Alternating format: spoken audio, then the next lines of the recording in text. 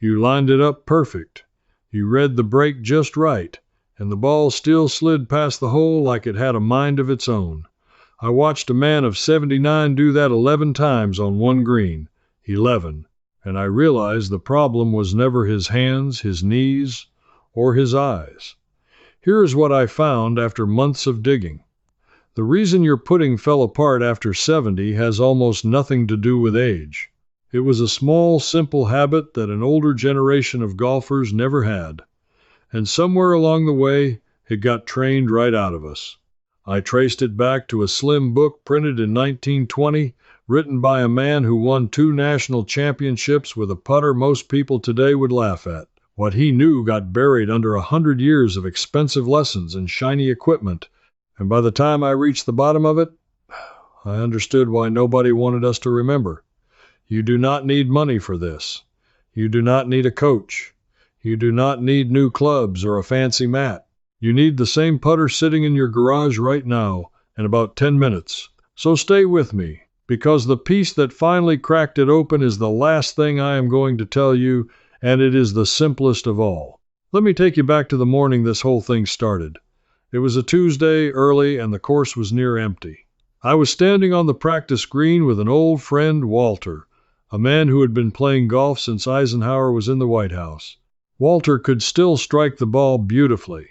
His full swing was a thing of quiet grace, but on the green he fell to pieces. Short putts, the kind he used to make in his sleep, he was leaving them everywhere. Long ones raced 8 feet past. He looked at me and said something I could not shake for weeks. He said, "It's gone. Whatever I had, it just left me." And I nodded, because that is what we all say. We blame the years, we blame our eyes, we blame the nerves in our hands. But something about the way he said it did not sit right with me, because I had watched Walter roll a coffee mug across his kitchen floor to his grandson 2 days earlier, dead on target, without even looking like he was trying. His feel for distance was perfect. His touch was perfect. So why did it vanish the second he stood over a golf ball? That question is what sent me digging. And I want to tell you right now, I did not expect where it led. The first thing I did was look at what actually changes in a person after 70. I went to the research, real research, from aging and vision centers. And here is what I learned, and it surprised me. Yes, our eyes change. After 60, the lens of the eye stiffens, and our ability to focus up close weakens. This is why the small print gets hard. But here's the part nobody talks about. Our ability to judge distance to a target across the room, our depth perception at a distance, holds up far better than our close focus does. Read that again, because it matters. The old eye is actually still good at judging how far away something is across a green. What it struggles with is snapping focus down to a small object right at your feet, like a golf ball, and then back up again. So what does every golfer do over a putt? We stare down at the ball. We lock our old, stiffening eyes onto the one thing they are worst at, seeing clearly. And then we ask that same tired eye to somehow send our hands the right amount of power for a target 20 feet away that we are not even looking at. The moment I understood that, a cold little thought went through me. We have been coaching older players to do the exact thing their eyes are least able to handle. And I wanted to know who decided that was the right way. Because it was not always taught this way. That is what I found next, and it is where the story starts to get strange. I started pulling old golf instruction books, the real old ones, the ones from before television, before the big equipment companies, before the driving range on every corner. And I noticed something odd. The further back I went, the less these old teachers talked about the mechanics of the stroke. They barely mentioned keeping your head down. They barely mentioned staring at the ball. Instead, they talked about the hole. Over and over. Feel the hole. Sense the distance. Let the target pull the ball. One writer from the early 1900s put it plainly. He said a good putter thinks about where the ball is going, not where it is. And a poor putter thinks about the ball at his feet and forgets the cup entirely. Now here is where my heart started beating a little faster. Because that idea, that you should keep your attention on the hole and not the ball, is almost the exact opposite of what nearly every one of us was taught. We were told, keep your eye on the ball, keep your head down, do not look up. How many times did somebody say that to you? How many times did you say it to your own children? But the old masters were not saying that at all. And when I lined up the science I had just read about the aging eye against what these old books were teaching, the two things clicked together like a key in a lock. Our eyes are best at judging distance to a target. The old method told us to keep our mind and even our gaze on that target. The modern method tells us to bury our attention in the ball, the one thing our older eyes handle worst. So somewhere between then and now, the teaching flipped. And I had to know when and why and who benefited from the flip, because a thing like this does not just change by accident. Let me tell you about the man whose book finally broke the case open. His name was Willie Park Jr. He was a Scottish golfer, and he won the Open Championship, the oldest championship in golf, twice, in 1887 and again in 1889. But that is not what made him famous. What made him famous was one sentence that golfers still repeat today, usually without knowing who said it. He said, "A man who can putt is a match for anyone." Park was known across the world as the finest putter alive, and in 1920 he wrote down exactly how he did it in a small book called The Art of Putting. I found the descriptions of his method, and I sat there reading them twice, because they were so simple I thought I had missed something. Park did not grip the club like a vice. He did not lock his wrists into a rigid pendulum the way we are taught now. He let the stroke be natural and low and smooth, more like tossing a ball underhand than operating a machine. And most important of all, his whole method was built around feel for the distance to the hole, not fussing over the ball. He treated the putter like an extension of his own hand, the same way Walter rolled that coffee mug across his kitchen floor without a single conscious thought. And here is the number that stopped me. Willie Park Jr. was doing this and beating the best players in the world with putters made of wood and iron on rough, bumpy greens that were nothing like the smooth carpets we play today. No perfect surface, no modern equipment, no coaching videos. Just feel, and a method aimed at the target instead of the ball. So I had my old wisdom. I had the science that explained why it should work even better for an older player. Now I needed to understand how on earth we lost it. And this is the part where I started to get a little angry, because the deeper I went, the clearer it became that we did not simply forget this. It was crowded out on purpose by people who had a very good reason to make putting seem complicated. Think about it with me for a second. If putting is a simple, natural thing that any older person can relearn in an afternoon with the club they already own, then there is no money in it. Nobody needs a lesson. Nobody needs a $300 putter with a laser-aligned face. Nobody needs the training gadget advertised between innings of the ball game. But if putting is turned into a complicated science, full of angles and mechanics and a dozen things you must do perfectly all at once, then suddenly there is an entire industry built on your struggle. There are lessons to sell. There is equipment to sell. There is a reason to make you feel that the failure is yours, and that the fix costs money. I am not going to pretend I can name the day it all changed, but I can tell you what I saw in the records. As golf instruction became a business, especially from the middle of the last century onward, the teaching shifted hard toward mechanics. Keep your head still. Keep your eye on the ball. Square the face to this line. Take the club back this many inches. It became a checklist. And a checklist is easy to sell because there is always one more item on it you have not mastered yet. Meanwhile, the old idea, the one that said trust your feel and look at where you want the ball to go, quietly disappeared from the lesson tee. It did not fit the business. You cannot charge a man for something he can do naturally. And here's the cruelest part, the part that made me think of Walter standing on that green telling me his touch was gone. The mechanical method does not just fail older players, it fails them worse than anyone. Because the mechanical method depends on sharp, close-up vision and steady, fine motor control in the hands and wrists, and those are exactly the two things that fade with age.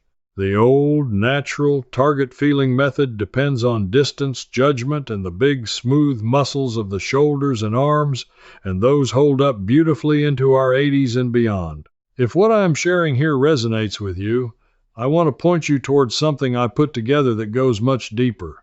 I wrote it all out in a series of digital books, First Tee, Deep Seniors, and System Complete, that lay out the full buried history of this method, the science behind it, and the exact drills, step by step, so you have it all in one place whenever you want to come back to it. Everything I found in those old records and research labs is in there, organized the way I wish someone had handed it to me when I started digging. You can find the details in the description below. But let me bring you back to the thread, because the story behind how we lost this is even stranger than I thought. So we took the one method that suits an older body best, and we buried it. And we handed our seniors the one method that suits them worst, and then we told them their struggle was just old age. It was not old age. It was the wrong instructions, given for the wrong reasons. Now, I know exactly what some of you are thinking right now, because I thought it too. You are thinking, that is fine for men like Walter who still belong to a club and can walk 18 holes. But I am on a fixed income. I do not have a membership. I have not swung a club in years, and I am not about to start paying green fees to test some theory from a 100-year-old book. I want you to stay with me right here, because what I found next was made for exactly you, the person sitting at home who assumes this is for somebody with more money and more freedom than they have got. It is not. This is the part that costs nothing, needs no course, and can be done in the space between your couch and your kitchen. Here is the thing about putting that the equipment sellers never want you to realize. A putt is not a golf shot. It is a roll. It is the same motion as rolling a ball to a child, or sliding a coin across a table, or bowling on the green. The green fee, the membership, the pro shop, none of it is required to practice the one thing that actually matters, which is retraining your feel for distance and letting your eyes do what they are still good at. So here is what you can do this week. In your own home, alone, with nothing but the putter from the garage and a few ordinary things lying around the house. First, find a stretch of flat floor. A hallway is perfect. A living room rug works. You do not need a hole. Take a coin, a bottle cap, or a folded dish towel and set it down about 6 feet away as your target. Now, here is the whole secret in one instruction, and it is going to feel wrong the first time, which is exactly how you will know it is working. Set up to the ball as normal, take one last look down to make sure you are lined up, and then, before you stroke it, lift your eyes and look at the target. Not the ball, the target. And keep looking at the target while you make the stroke. Let your eyes stay on that coin or towel the entire time the putter is moving. I promise you, the very first time you do this, something will feel different and something will improve. Because now your old eyes are doing the job they are still built for, judging the distance to a target, instead of the job they are worst at, staring down at a small ball at your feet. Your hands stop trying to calculate. They just respond to what your eyes are telling them, the same way they respond when you toss a set of keys across the room without thinking, and this is not me guessing. There is real research here, and I want you to have it, because when the doubters in your family scoff, you can tell them where it comes from. Studies on gaze and putting, including work led by a researcher named Dr. Joan Vickers at the University of Calgary, showed that where a golfer aims their eyes, and how steadily they hold that gaze, has a powerful effect on whether the putt goes in.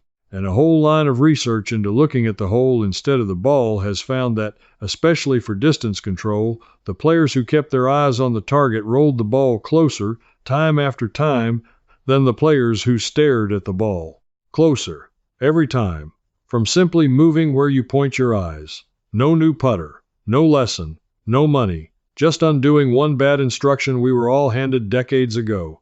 Now do this drill for 10 minutes a day, right there on your hallway floor. Roll 10 balls or 10 crumpled targets to the coin, eyes on the coin the whole time, then move it to 10 feet, then to 12.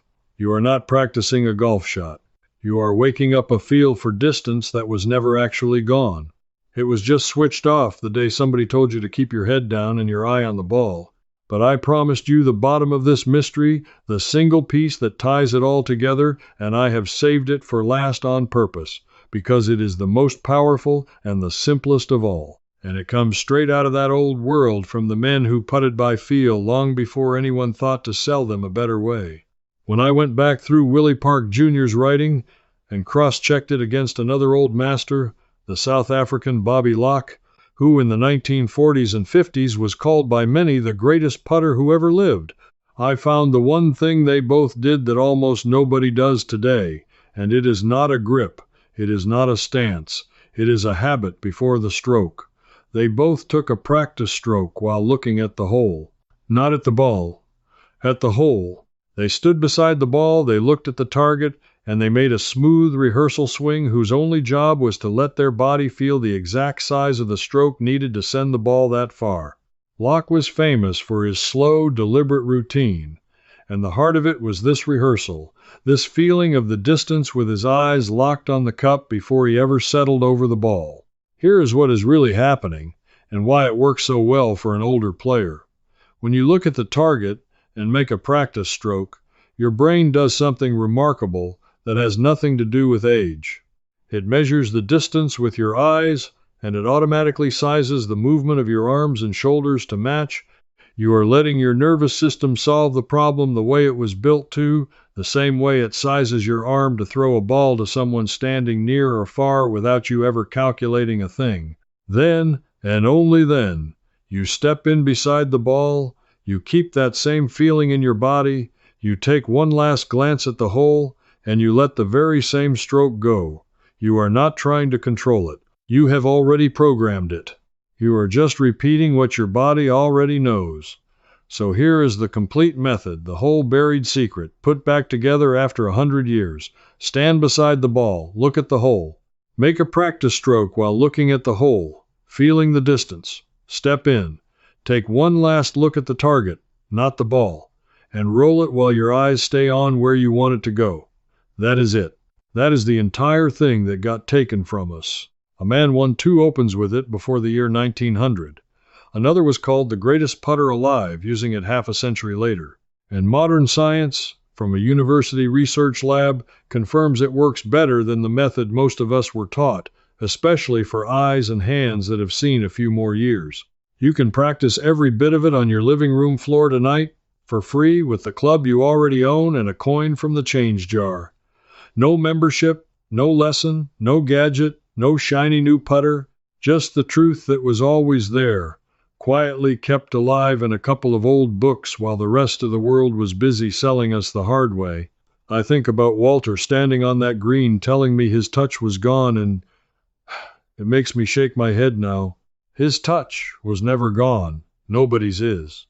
It was buried under one bad instruction, repeated so many times over so many years that we mistook it for the sound of our own aging. And the saddest part is how many good people spent their later years believing they had simply lost something, when the truth is it was quietly taken and never given back. You did not lose your feel. You were taught to ignore it, and now you know how to switch it back on. If you have made it this far with me, I already know something about you. You are the kind of person who would rather follow the evidence to the bottom than swallow the easy story you were handed. You do not take "that's just your age" for an answer, and you should not, because most of the time it simply is not true. Now I want to hear from you, and I mean this. When you were younger, who was the person who told you to keep your head down and your eye on the ball? Was it a father, a friend, an old teaching pro at a course that is probably gone now? Tell me in the comments, because I have a feeling nearly all of us heard it from someone we trusted, and that is exactly how a thing like this spreads and hides in plain sight. And while you are there, tell me where you are watching from. I love seeing how far this reaches.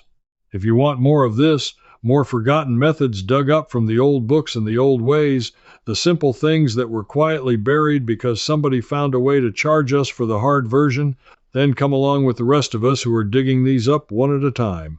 This is not about helping a channel. It is about a group of people our age refusing to be told we are helpless and taking back the knowledge that was always ours.